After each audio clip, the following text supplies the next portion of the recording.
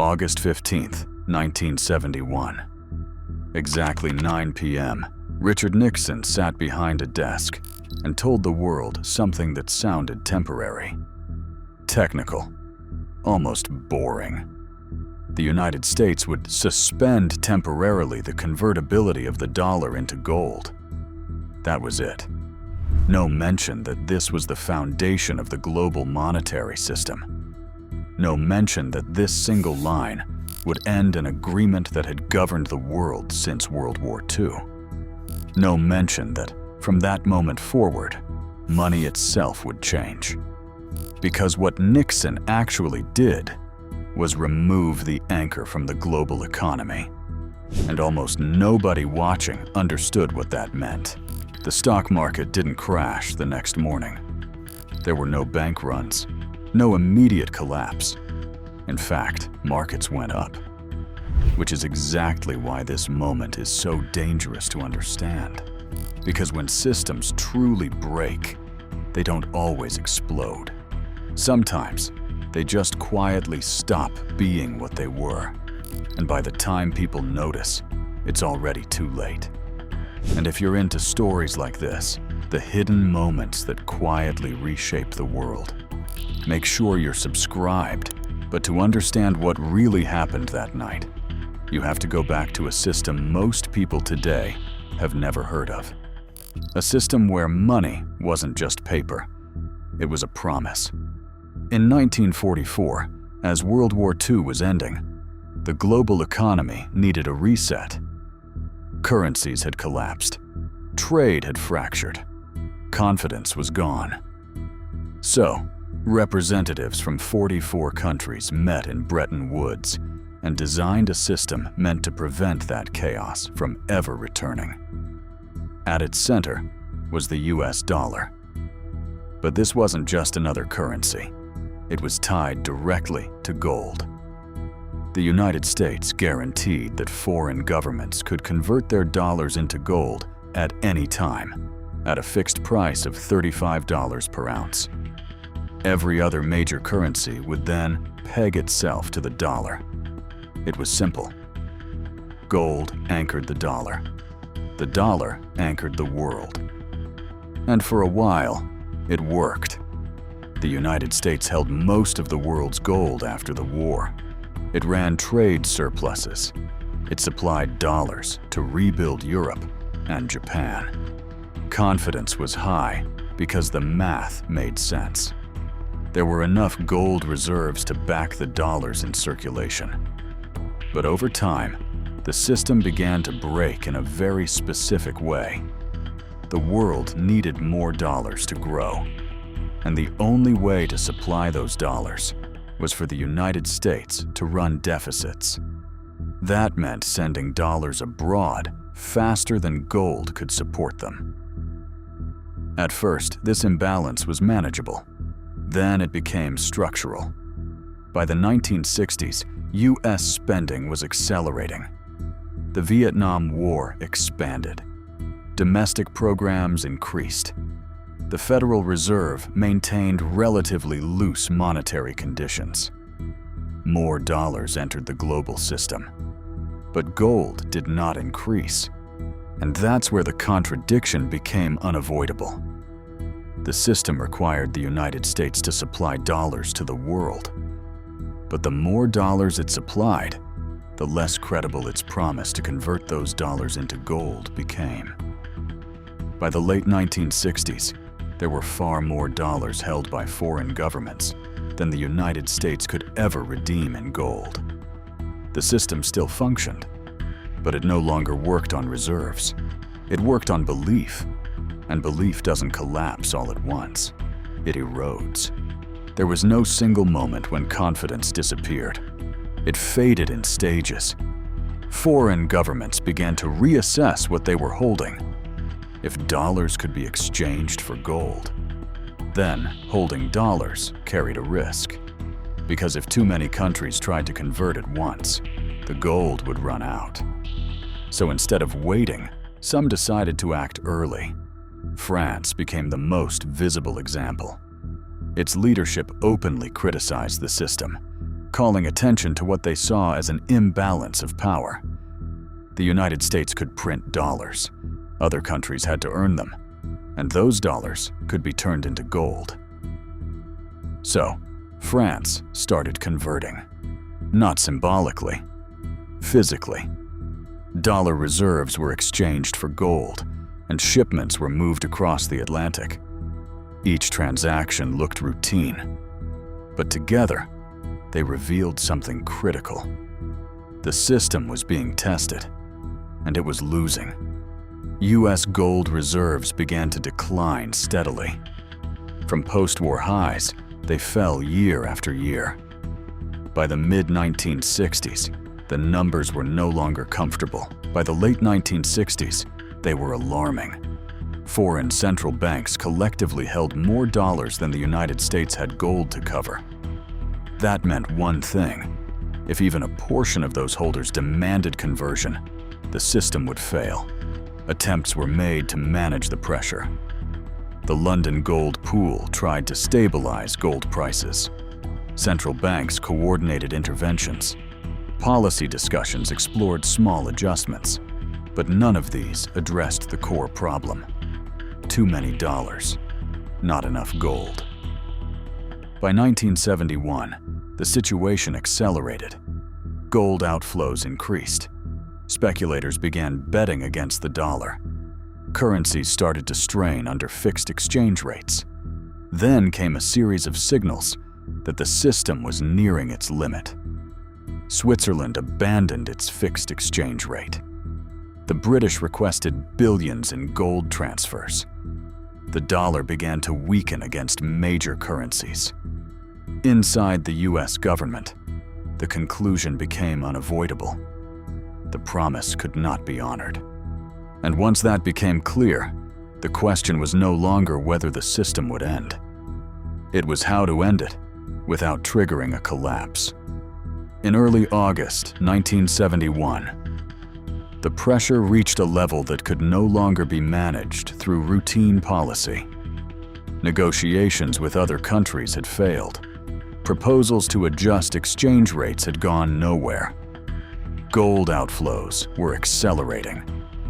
Then came a moment that made the situation undeniable.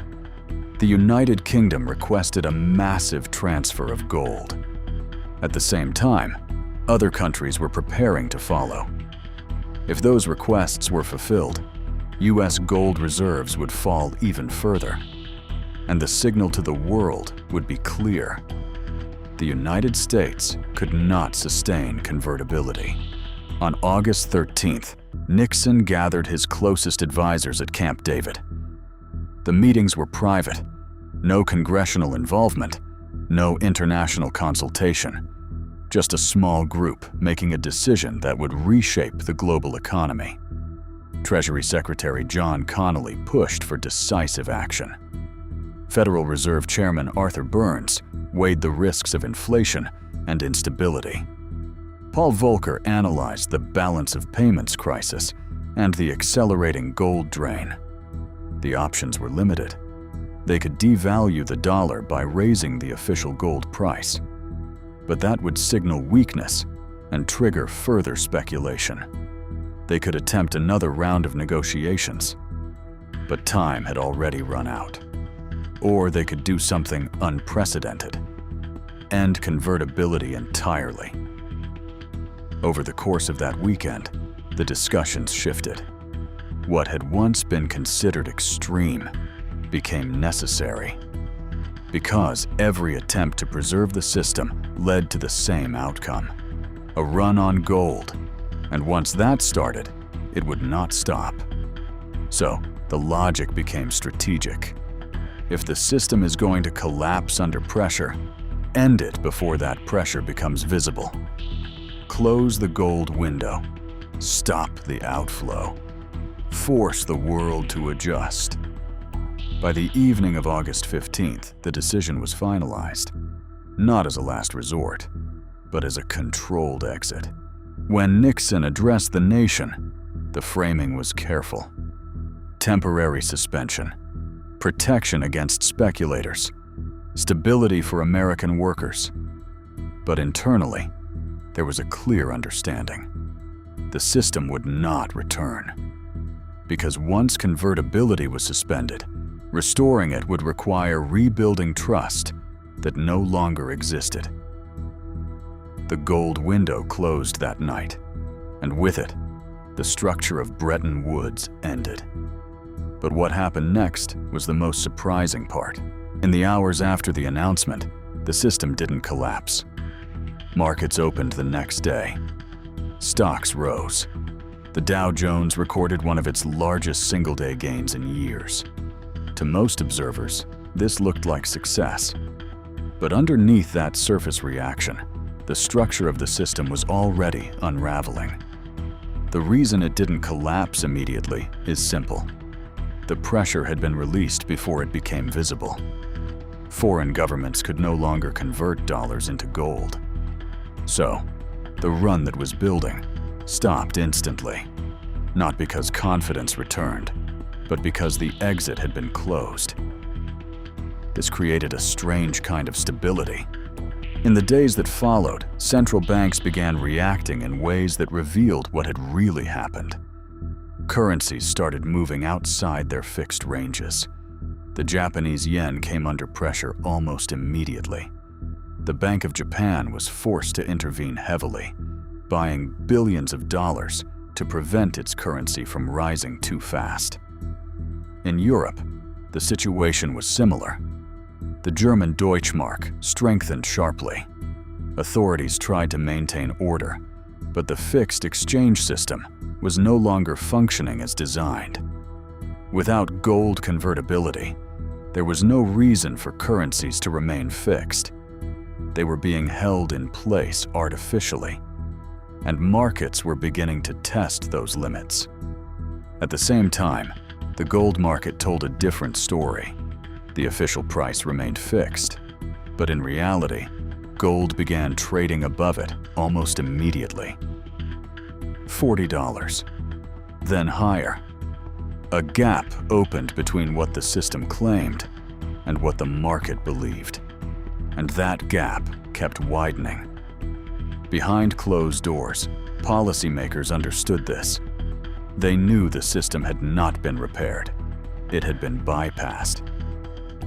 Temporary measures were introduced to maintain the appearance of order. Negotiations began. Meetings were scheduled. Statements were released. All designed to create the impression that a new version of the system could be rebuilt. But the core problem hadn't changed. The dollar was no longer anchored to gold, and without that anchor, every fixed exchange rate in the system became a political decision, not an economic one, which meant something subtle but important. The system was no longer governed by rules. It was governed by choices, and choices can change. For the first time since 1944, the global monetary system had no fixed center. That's why the months after August 1971 felt controlled on the surface, but uncertain underneath. The immediate reaction was confusion. Governments scrambled to understand what had happened. Allies had not been warned. France reacted aggressively, demanding a new monetary order. European countries called for emergency discussions. Central banks intervened in currency markets to manage volatility. Gold prices rose above the fixed level almost immediately. The dollar weakened against major currencies, which created a dangerous illusion that the situation was under control.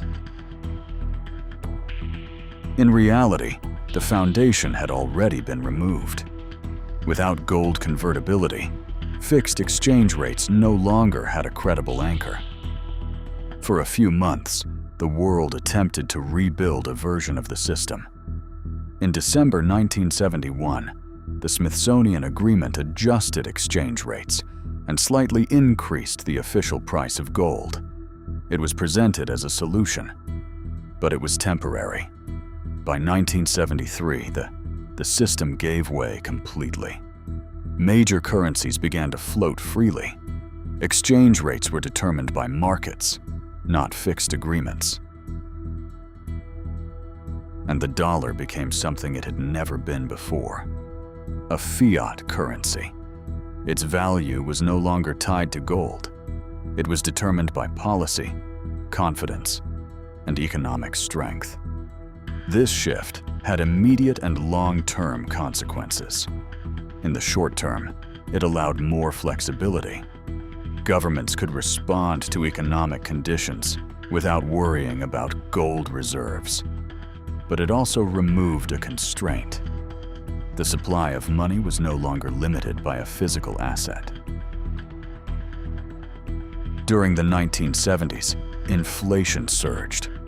Currencies became more volatile. Global financial systems grew more complex. But alongside that instability, something else emerged. A new form of power. The United States, as issuer of the world's reserve currency, gained the ability to influence global liquidity in ways that had never existed before. Without gold constraints, it could expand the money supply when needed, run deficits without immediate reserve pressure, shape financial conditions across the world. The dollar didn't die in 1971. It changed. The system you thought you understood no longer exists. And the new one operates by entirely different rules. That's what happened in August 1971. The day the dollar almost died was actually the day it was redefined. And the world has been living inside that redefinition ever since. Which leaves one question. If the value of money now depends entirely on trust, what happens the next time that trust is tested? If you want to understand how these hidden systems shape everything from inflation to global power to your own money, subscribe. Because the next shift won't look like a crisis either. And by the time it does, it will already be too late.